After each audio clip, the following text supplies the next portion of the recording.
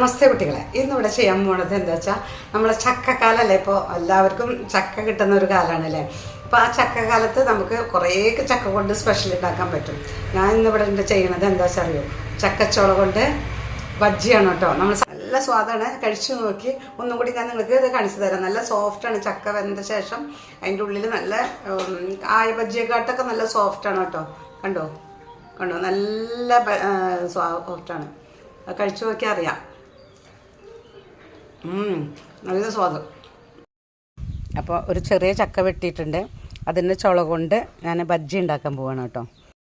ചക്കച്ചുള ബജ്ജി ഉണ്ടാക്കാൻ വേണ്ടിയിട്ട് നമ്മൾ കടലപ്പൊടിയും അതുമാതിരി തന്നെ ഉപ്പ്, കുറച്ച് മുളക് പൊടി, ഇനി കുറച്ച് അതിന് സ്വാദ് കൂട്ടാനും പൊന്താനും കുറച്ച് ഇഡ്ഡലി മാവോ ദോശ മാവോ ഒഴിച്ചു കൊടുക്കാം. അപ്പോൾ നമുക്ക് ഇതിലേക്ക് ഈ സോഡാപ്പൊടി ഇട്ട് കൊടുക്കേണ്ട ആവശ്യമില്ല. ബേക്കിംഗ് സോഡ ഉണ്ടല്ലോ, അത് ഇട്ട് കൊടുക്കേണ്ട ആവശ്യമില്ല. ഇതിൻ്റെ ഒരു സൂത്രമാണ് കേട്ടോ. ഈ ബജ്ജി ഉണ്ടാക്കുന്നതിൻ്റെ ഒരു സൂത്രപ്പണിയാണ്.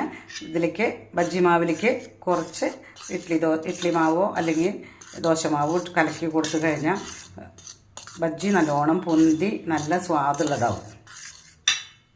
അതിന് വേണ്ടിയിട്ട് നമ്മൾ അരിഞ്ഞു വെച്ച ചക്കച്ചോള ബജ്ജി മാവിൽ മുക്കി ഇട്ട് കൊടുക്കാം.